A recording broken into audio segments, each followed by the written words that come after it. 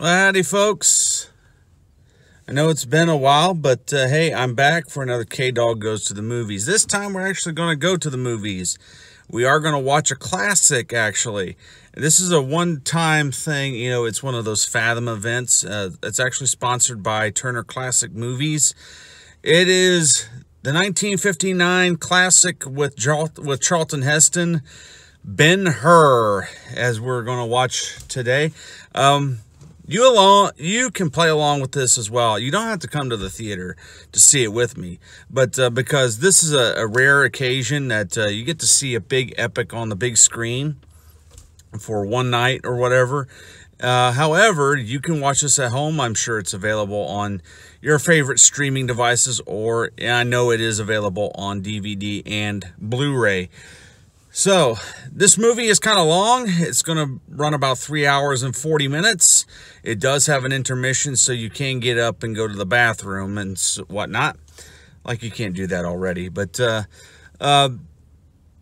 is kind of interesting because starting next week, we're going to enter into our movie marathon, annual movie marathon. And this year, we're going to do Planet of the Apes. Yeah, 11 films, and it's what a better way to as a precursor to start with Ben-Hur, due to the star is Charlton Heston, and Charlton Heston was the star of the first Planet of the Apes movie. So we're gonna go in here. We're gonna watch the film, and catch you later.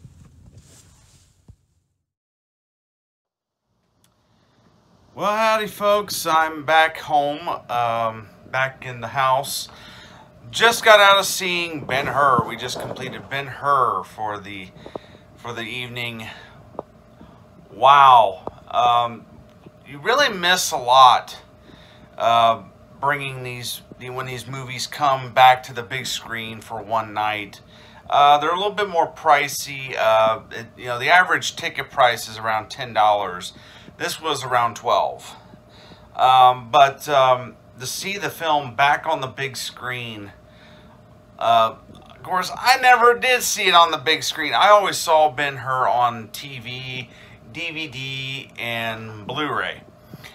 But I was able to also see the Ten Commandments a couple years ago through a similar event. And both times I came out with, after viewing the film on the big screen and realizing you don't get the impact that the movie has watching it on a TV set. Whether that is a widescreen TV set or a standard definition TV set. Both Ben-Hur and the Ten Commandments were not made for home video, folks. That's right. They were not meant for the TV screen. They were meant to be seen in a movie theater. So after watching this, it has a powerful impact that these filmmakers set out to make a movie, not a TV show, not any of that stuff. They were out to make a movie. And of course, Ben-Hur was at the time was the biggest film of Charlton Heston's career. He will always be known as Moses in the Ten Commandments. That's a given. But Ben-Hur is actually the movie that got him an Oscar for Best Actor. The film also won 11 Academy Awards on total, including Best Picture, Best Director, and there's a three-way tie for the number of Oscar wins. It's Ben-Hur, James Cameron's Titanic, and Peter Jackson's The Lord of the Rings, The Return of the King, that are tied for 11 Oscars, at the Academy Awards. So it's a wonderful film. It's back in the days of the old biblical epics, and the story of Christ really comes through at the end, definitely. Most of the time, it's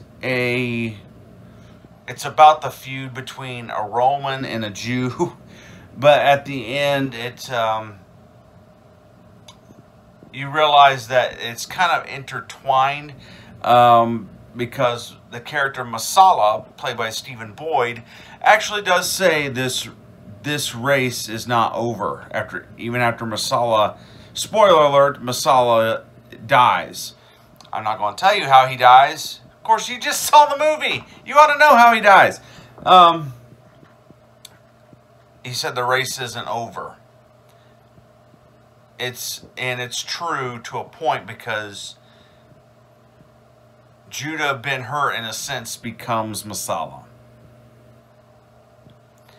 And he realizes that only God can forgive that. So yeah, you see Judah Ben-Hur interact with with Christ, and the redemption, and him watching the crucifixion. It was pretty powerful stuff for the time. And of course, what makes Ben-Hur interesting is the depiction of Christ. It's one of the few films where you never see Christ's face. It was written in the book that way. Ben-Hur is based on a book, not the Bible. Some people believe that Ben-Hur is based on the Bible. It's not. It's based on a book written by Lew Wallace, who was a governor of New Mexico at the time of Billy the Kid. But when Lew Wallace got saved, became a devout Christian, he wrote this book, and he was very concerned when people started to adapt it into a play. He became very concerned because he said Christ is not to be portrayed by an actor. Well, in this film, he is portrayed by an actor, but you do not see the face. He does not speak. You just see the back of the head. You just see a hand come in and lift touch somebody, or you see him far away where you cannot distinguish what his face looks like. But yeah, Ben-Hur was tonight's movie, so hope you enjoyed it. It's quite a long one, I will admit that. But next time we're going to start the Planet of the Apes marathon. So we're going to start with the original 1968 film starring Charlton Heston and Roddy McDowall and Kim Hunter. And we'll go on from there. We'll even eventually play the Tim Burton one.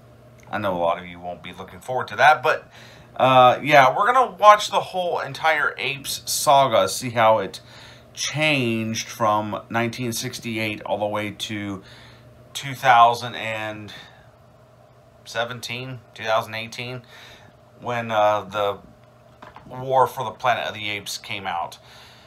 So, from me to you, see you later.